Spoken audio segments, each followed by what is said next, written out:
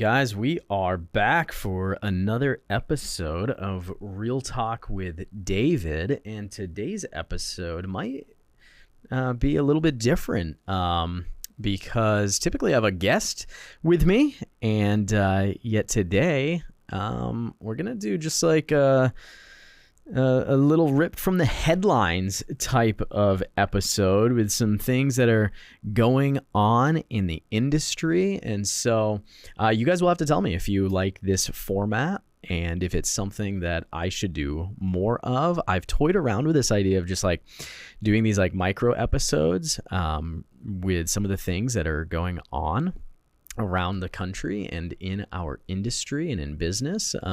But I've never really made a concerted effort to go this direction. So because I feel like you guys as my audience give me great feedback, and a lot of times your interests align with my interests. This is what a lot of the podcasts are doing that I've been listening to of late. And so I thought that we'd go in this direction. So a couple things that are on my mind before we get into headlines. I hope you guys have tuned into the last couple of episodes. I dove really deep with Marcus Green and Christy DeWitt's, Kelly Henderson, and I got a comment from one of my listeners. You reached out to me and you shared with me how the real life, like raw conversation that we got into on a couple of those episodes was really helpful for you, specifically in this moment in the industry. And you guys know, I have the opportunity to be in business with so many agents, hundreds of agents, specifically in Arizona, but I also have some coaching relationships with agents that are in other parts of the country. And if there's one thing that I'm seeing right now, there is a general discouragement among many agents out there. And really this sentiment that, am I doing something wrong? The business is not, it's not closing like I am used to. And it's, my pipeline is not as strong as what it's looked like in the past. And I'm just here to tell you that you're not necessarily doing anything wrong. The fact of the matter is that we saw, specifically in Arizona, it was really the second week of June where I just saw a humongous downshift. As you might imagine, in a state like Arizona, the summer does have a little bit of seasonality. But what the data is telling us is that the slowdown this summer is even more profound than what we typically experience. And so for my local agents out there, maybe you're in one of our offices here in Arizona, I just want to encourage you that you may not be doing the wrong activities. You may just not be doing enough of the activities. And so my encouragement to you is to stay very focused, stay very simple in your approach. Remember, this business is just about turning over as many rocks as you possibly can to find the person that is ready, willing, and able. And so keep on with those activities. Wake up every day with this simple idea. Who am I going to meet today? Who am I going to get into relationship with today? And the third piece, and probably the most important piece in my estimation, is who am I already in relationship with that I need to reach out to? That I need to connect with, that I need to come from a place of value and simply, hey, remind them that I am out here and that when they're ready, they need to reach out to me. So guys, that's just like maybe a piece of encouragement for you, something to think about as we are in the dog days of summer. I was in Lake Havasu last week, and in Lake Havasu, it was probably the only place that was hotter than Phoenix, Arizona. The first day that I was there, I was out there with my family, and we're standing by the river's edge, and the wind had just picked up like crazy. And when I say it felt like an oven, like it felt like an oven in a way that I had never experienced before. My lips, I could like feel them actively getting chapped by the second. Anyway, as I was there, I shared with them in one of my talks. I was speaking at local office up there. Some of my favorite agents. If you guys are listening, you know who you are. And one of the talks that I gave to them was discipline during distraction.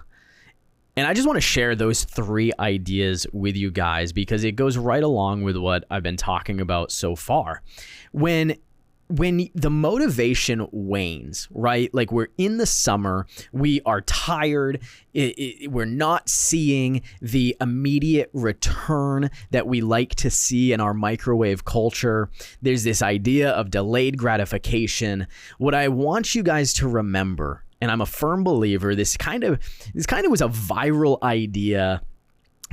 You ever experience that you flip on social media and there's been a complete 180 from a certain type of content? Well, for a long time, it was all about motivation. And then on a dime on so many platforms, the whole like influencer messaging switched to a message around discipline.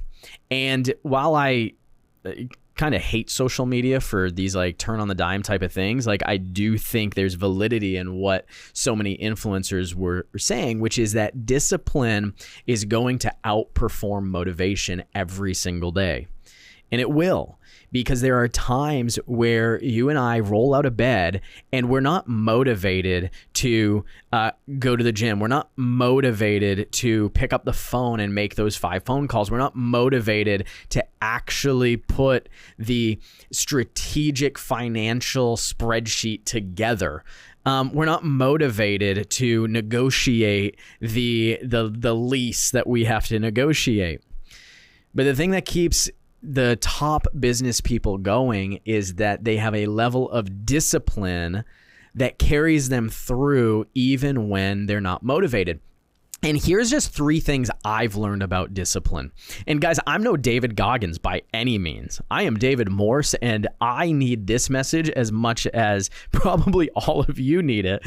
And so, I say this as much as a reminder to myself as it is to you. Here's 3 ideas around discipline. The first is that discipline is always related to simplicity. Discipline increases as you get more simple. I was at a KW conference, I think it was just last year, and Gary was on stage and he said, typically, the closer you get to the truth, the simpler something is. And he made this correlation between simplicity and truth. And that as something gets more and more complex, you've probably moved further away from truth. And in this idea of discipline, the truth around discipline is that it is simple. When we make it complex, we tend to be less disciplined because we've now become less focused. And here's the analogy that I give. When I was in high school, I did not work out. The gym was not a place that I could ever be found. Really, my exercise regimen revolved around sports and my natural ability in sports, and that was it. However, I was not someone who was ever going to be found in a gym breaking through that natural ceiling of achievement in my athletic career because I was not willing to be disciplined around strength training and conditioning. And yet one day, and I don't know what it was, I was probably in 7th or 8th grade. I probably, saw an episode of Baywatch or something and decided all of a sudden that I wanted 6-pack abs. And so as one does, as a product of the 90s, I flipped on the television and I caught this infomercial for a program called P90X. And maybe you remember P90X. Tony Horton's there. He's absolutely shredded. And he's selling this program that is a 90-minute, every day of the week program. And I decided that summer I was going to get six-pack abs and I was going to dive into P90X and become a Tony Horton disciple. But here's the deal. If you remember that program, that program was all centered around working out every day and working out for 90 minutes a day. I think maybe on the 7th day you only worked out your core for like 15 minutes, but the majority of the week they expected you to put in place this 90-minute exercise routine. And I download this program probably off of Kazaa or LimeWire, because for all of my millennials out there, like, we didn't have the money for it. So of course we just went P2P networking and, downloaded stuff, hacked stuff, pirated it. Don't come after me, Beachbody. But I download these files, and I probably lasted on this program for a day, maybe 2 days. Because the reality was I had not built discipline that was necessary to be motivated enough for the six-pack abs that I thought that I wanted. I could not go from never having worked out to following the P90X program 90 minutes a day every single day. I needed to build up discipline. And it's why I was not successful there at that attempt. And years later, when I decided to take up an exercise routine, I was much more successful with a smaller, simpler set of exercises, a simpler routine that allowed me to build up my endurance, my discipline. I took up the 7-minute workout. It was, I think, based around a Mayo Clinic study.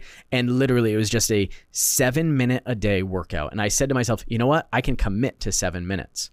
Here's the deal. My discipline started to increase in this area of my life because I started simple. Now, how does this relate back to business? How can you relate it back to your real estate business if that's what you are in? You probably have a business plan. You probably have the strategies written out. As we sit here like halfway through 2024, like, where have you deviated from that business plan? Where have the simple strategies that you wrote down gotten so complex that when you stare at them, they scare you and you shy away? If you're going to be disciplined, especially in this market where I've just said you probably need to increase your activities, if you're going to remain disciplined, you must get back to the simple. So maybe in your lead generation and your lead follow-up, you put on your business plan, hey, I'm making 5 new connections every single day. I'm sending 5 handwritten letters. I'm recording 5 items of value for my Instagram Reels every single week. And yet now you've gotten so complex with all these shiny objects and these things that have hit your inbox and flown across your desk, or you've gotten discouraged and you're like, well, these strategies aren't working, so I have to shift my attention here. You're probably getting too complex. And so discipline is going to require that you simplify. Where can you simplify your business right now? The second idea is that discipline's related to dependency. Okay? Discipline's related to dependency. The best way I can tell you this is by telling you a story about my grandmother. My grandmother, her name's Linda. Grammy Linda is just one of those heroes that doesn't wear capes. And she worked at a laundromat for like 24 years. 24 years. She would go into this laundromat, the same one, the Looking Good laundromat, Congress Street, Portland, Maine. I remember visiting her at this laundromat, and she was just this example of consistency and dependability in what many would consider a dead-end job. But her work ethic shone. And while she was there, I was very, very young, so I didn't ask this until just a few years ago. But after her 24 years, she had never never called in or missed a day of work. Like, think about that. Like, never missed a day of work in 24 years at this laundromat. And obviously, anyone would want to know, like, how did you do that? What was it that kept you going day after day after day? And what I found when I asked my grandmother this is that it revolved around this idea of dependency. My grandmother was incredibly, like, amazingly in touch with who it was that depended on her getting up every day and showing up at the Looking Good laundromat. And it kind of came from two different perspectives. First, my grandmother was a single mom to 3 kids. And so she was wildly in touch with the fact that her kids depended on her to wake up and go earn a paycheck. And it kept her going. But she also was in touch with her customers who also depended on her. She told me the story about and asked me, she said, "Do you remember Mr. Goodwin?" And strangely enough, I remember visiting the Looking Good laundromat when my grandmother was working, and there was this older gentleman. He must have been in his late 70s, early 80s, who would show up all the time to the laundromat. And most of the time, it wasn't to do laundry. He would just show up to the laundromat. If I was there, he'd put me in one of those laundry carts and he'd push me around. And I loved Mr. Goodwin because there's also, I remember there was a jukebox in the laundromat, and Mr. Goodwin would play Achy Breaky Heart. I don't even know who that song's by, but I just remember Achy Breaky Heart on the jukebox. He'd push me around in this laundry basket. And she said, "Do you remember him?" And I said, "Yeah, I remember him." And she said to me, "You know, one of the things about showing up every single day consistently is that I knew that there were people in my world, customers that I served, like Mr. Goodwin, who depended on me showing up every single day." You see, some of my grandmother's customers, like Mr. Goodwin, were all alone, widowers. They struggled with addictions. And for whatever reason, my grandmother created this environment where people knew that they could show up and they were going to see my grandmother's smiling face. And so she was able to connect her work, her daily activity, with the customers who depended on her showing up for whatever reason. So I want you to go back into your business and I want you to get in touch with that idea. Who depends on you to be disciplined, to carry out the activities that produce a result in your business? I guarantee you that if you will revisit that and you'll get really explicit about that dependency, your discipline will increase. The third idea is that discipline is really just about adopting that Nike mentality. Right? Nike's slogan, we all know it. It's just do it. Discipline increases when you just do it. And I know that's easier to said than done. If my therapist were sitting here, she'd probably hate me, and would definitely explain to me that there is a much deeper idea going on here. But here's what I want you to get out of this idea. Sometimes we just need friends, coaches, people around us who are just willing to kick us in the ass and say, just do it. Just do it. It's easy to adopt a victim mentality. It's easy for us to shy away from the activities.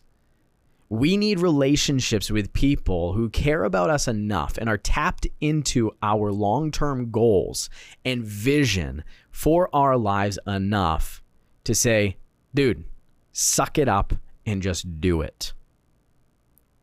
So who is that for you?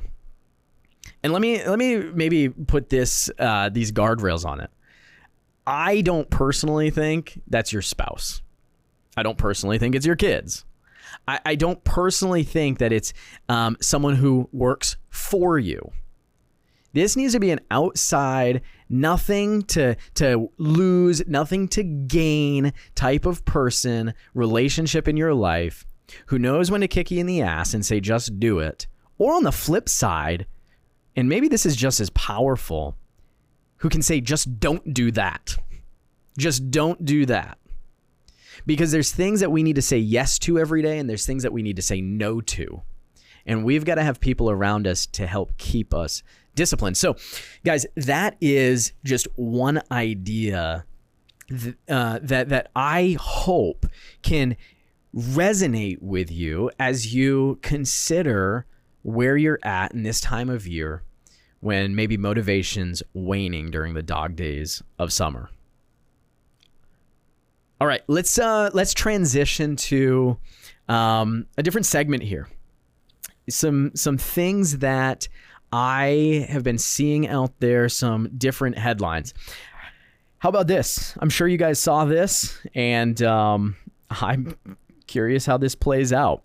It was announced just a couple days ago. I think it was like 48 hours ago. Biden capping annual rents at 5% increase per year, meaning you cannot increase your tenant's rent more than 5% a year. Let me read that. Biden administration says it wants to cap rent increases at 5% a year. Here's what to know. Coming from this article's from CBS News, just one of the ones I pulled. Biden administration is proposing a new way to keep rents around the U.S. from soaring. Limit corporate landlords to annual rent increases of no more than 5%, or else they would lose major tax breaks. The proposal comes as many households across the U.S. struggle to afford rents, which have surged 26% nationally since early 2020, according to a recent report from Harvard's Joint Center for Housing Studies. Although costs for many items are easing as inflation cools, housing prices remain stubbornly high, rising 5.2% on an annual basis in June. So, capping landlords' rents. Okay, guys, anytime a proposal is made in housing, I have to laugh, especially when it makes the landlords the evil overlords of the industry, of the economy. Okay, like here's the deal with this.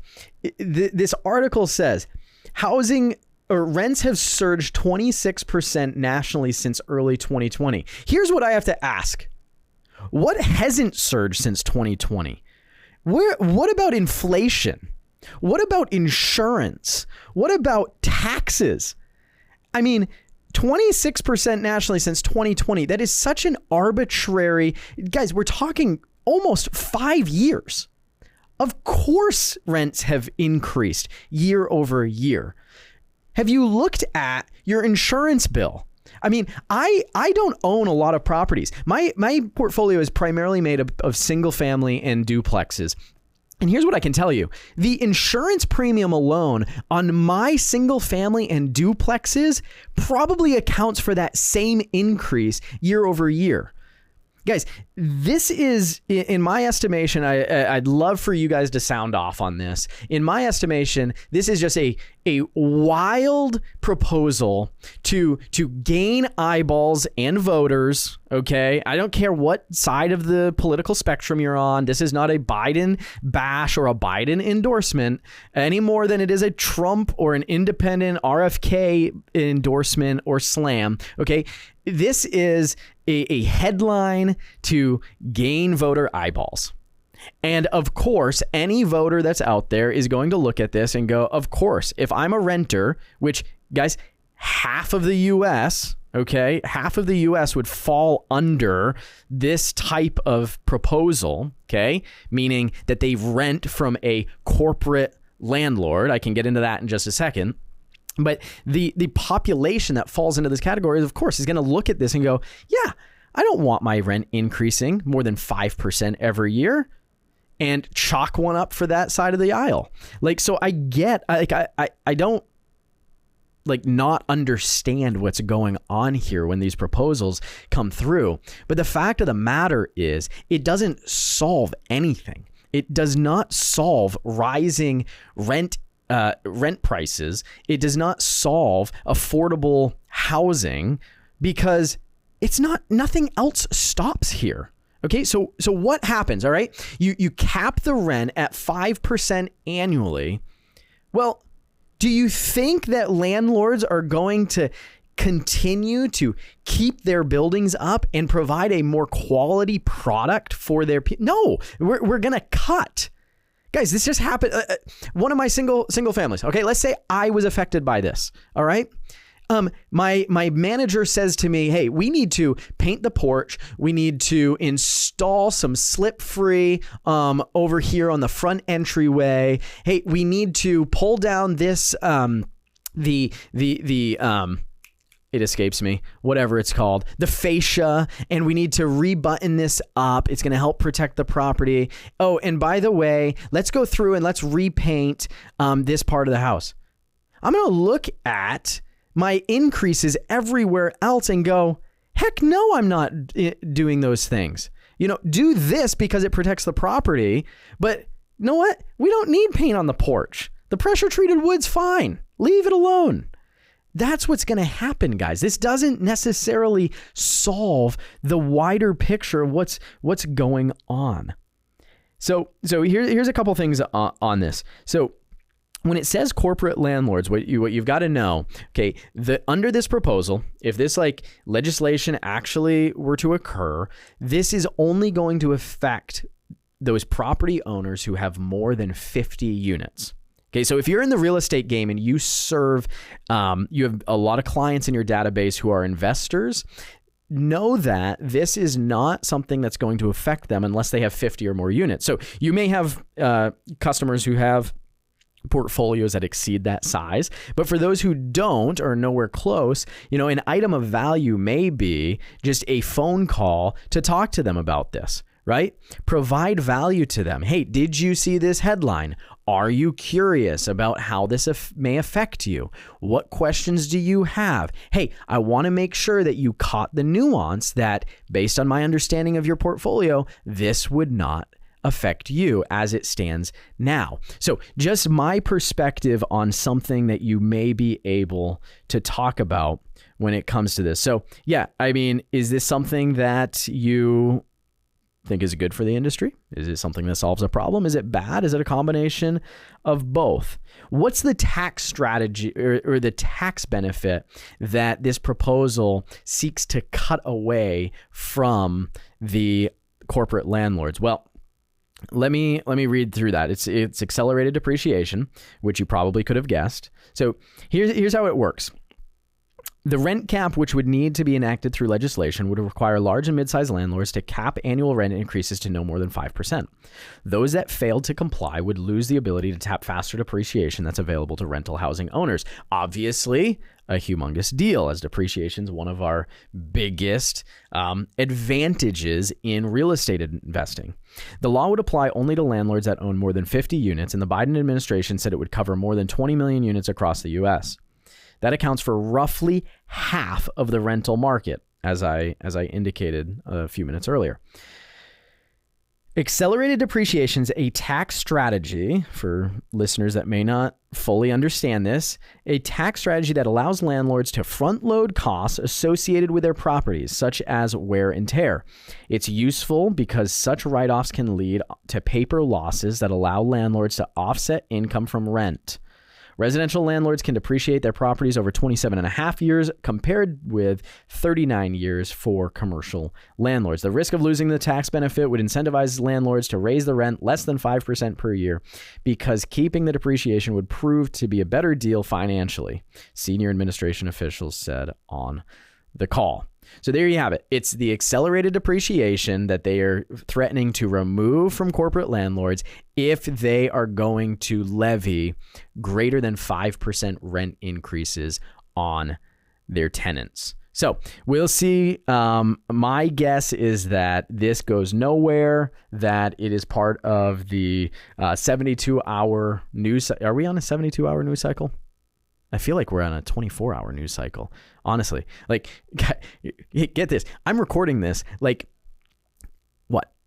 a week I think a week after the attempted presidential assassination of Donald Trump. Yeah, we're like a week from this. And I was commenting to someone, like, we have this presidential candidate on stage 7 days ago, and he literally gets shot in the head, grazes his ear, he doesn't die,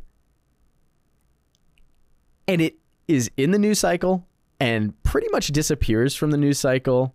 The RNC like takes place wherever that's taking place. I'm not into politics that much, except as it pertains to real estate. Anyway, the RNC starts, and I think they're in Milwaukee. Yeah, Milwaukee. And it's like pretty much out of there. I'm like, okay, what do we know about this guy? What do we know about this 20-year-old kid? What do we know about like what actually happened and the failures and all? Guys, it's kind of crazy. So anyway, I digress, because my guess is that this is a flash in the pan, get some eyeballs, attract the voters, and it ends up going nowhere. Okay? I could be wrong. I'm wrong a lot. Speaking of being wrong, you guys might remember that I had a hot take last year around Airbnbs. It was kind of going around that, a bunch of Airbnbs may flood onto the market because of oversaturation. And part of that really revolved around this next headline. I believed that there were a lot of potential onesie twosie small investors who tried to get into the short-term real estate investing game, that were in over their head and that were going to become distressed homeowners. And so I predicted, and again, Arizona is a humongous market for short-term rentals. I inaccurately predicted that a bunch of those would hit the market and could be a source of inventory. And guys, I was wrong. I was wrong. I really, to be honest, leaned against some data that I was seeing that I felt I was interpreting correctly. But hey, I'm not above being wrong. I don't have a crystal ball. I can make predictions and be wrong just like everyone else. But we just didn't see that. Okay, there was still maybe vacancy figures were a little bit inflated, and the overall percentage of actual short-term rental units nationwide was far less than what maybe some of us were led to believe, or the sources where I was going to. And so even if many of those, I think it was Logan Motoshami on his podcast, his Housing Wire Daily podcast, maybe 2 or 3 weeks ago, he commented on this, and he was really just poking fun. And I felt like I was being personally attacked and assaulted, because he was talking about people like me. He was saying, he was like, guys, even if 100% of those Airbnbs were underwater, it would barely move the needle in the distressed property data. And he was right. So anyway, getting to this next headline. HUD awards $325 million in grants to rehab distressed housing. Okay, so this came out about the same time that we started catching wind of the proposal that I just talked about. So here's what Housing Wire says in regards to this. In conjunction with Joe Biden's announcement of a new housing proposal on Tuesday, the U.S. Department of Housing and Urban Development, that's HUD, has awarded $325 million to 15 cities and housing authorities as part of the Choice Neighborhoods Implementation Grant Program. The sum is roughly in line with annual allocations of funding for the Choice Neighborhood Program, which began in 2010 under the Obama administration. According to HUD's website, the initiative received $350 million in both 2022 and 2023, but only $75 million in 2024. The new grant awards includes additional money to 8 cities and housing authorities that have already received funds. In addition to federal funding, the program also receives money from the private sector. The program awards grants and the revitalization of distressed HUD-backed public and assisted housing while also addressing neighborhood businesses, services, and schools. In budget requests during his presidential term, former President Donald Trump proposed cutting the program altogether. Let me skip down here. So what are the cities and housing authorities that are new grantees? Well, they are Chattanooga Housing Authority in Tennessee. Give it up, Tennessee peeps. $50 million. Huntsville Housing Authority receiving $50 million there in Alabama. Houston Housing Authority. God bless Houston. Guys, I just can't believe how you guys have continued to get hit with disaster after disaster. Pray for Houston. Colleagues down there just at work with restoring power and helping homeowners in need there in Houston. $50 million there. Miami-Dade County in Florida. Southern Nevada in Vegas also got 50. Syracuse and Trenton. In addition, Phoenix receives a little bit of money, $2.5 million. And a bunch of other smaller grant amounts as well. I'm not going to read through all of these. But basically, this is, since distressed housing percentage-wise has stayed really, really low. I'll speak specifically in Phoenix, right?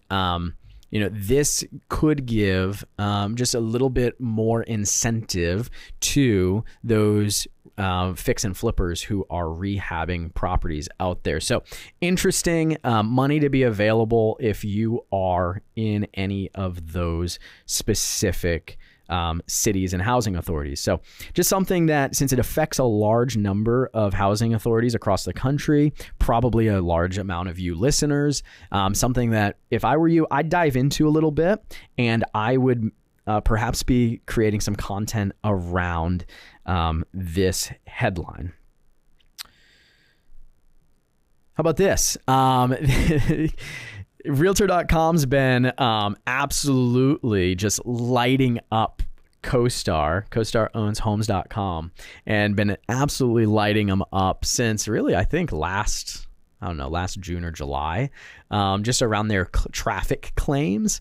And it really, if you've seen any of the headlines, I'll tell you this: CoStar, Homes.com, like, I've got to hand it to them. Masterful marketing strategies. I walked into my Scottsdale office one day last year, and I was greeted by a gigantic box. Like, I'm talking like 4 feet tall by 4 feet wide, 4 feet deep, this big, humongous box. And we open it up in my front lobby, and out comes orange helium-filled balloons. And this gigantic Homes.com. It had nothing in it, no letter, nothing. It was just Homes.com with a bunch of balloons. And then a couple of weeks later, I received this gigantic, we're talking like probably 6 feet wide. It was wrapped up like a scroll, and it was a Homes.com PR release. And so we unroll this thing. It's literally like 9 feet long by 6 feet wide press release about Homes.com. And so, I mean, from a mind share perspective, when I read the claims around traffic, and if you guys don't know these headlines, so Homes.com was touting that they had surpassed Realtor.com as the number 2 home search engine by traffic, only second to Zillow. And Realtor.com obviously was upset about that because they said the claims were unfounded. Now, when I read that, I I didn't think twice about it. I actually took it at face value and was like, hey, it doesn't surprise me. I'd been receiving these marketing things. I'm like, if they're targeting every single real estate brokerage out there with this massive marketing campaign, as well as I believe, if I'm not mistaken, they had several ads during the Super Bowl in February. It didn't surprise me that they had shot shot through Realtor.com and was really just chasing Zillow. However, it looks like, according to the BBB, Better Business Bureau, CoStar's advertising claims are misleading because the monthly visitor figures it shares as part of its We're Number 2 statistics are a combination of web traffic numbers to several other CoStar-owned websites, not just Homes.com, which is what Realtor.com has been saying for months. So, guys, everyone will say what they need to for a shocking headline, and it seems like the guys and gals at CoStar Group have been outed. So, and it looks like they were combining numbers from several of their online properties. So, let's see, what else in here? Furthermore, Realtor.com has gone one step further by claiming that according to third-party traffic data, Homes.com is actually the 4th most visited real estate portal nationwide. Damien Eales, CEO at Realtor.com, said, "We're pleased the National Advertising Division saw through CoStar's smoke and mirrors and put this issue to rest with the recommendation that CoStar withdraw their false advertising claims of 156 million monthly unique users for Homes.com and having double the traffic of Realtor.com. The contrast with CoStar is becoming increasingly clear.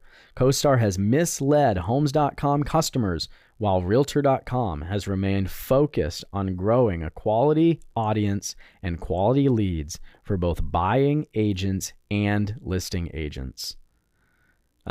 So that's an interesting, part of the discussion as well.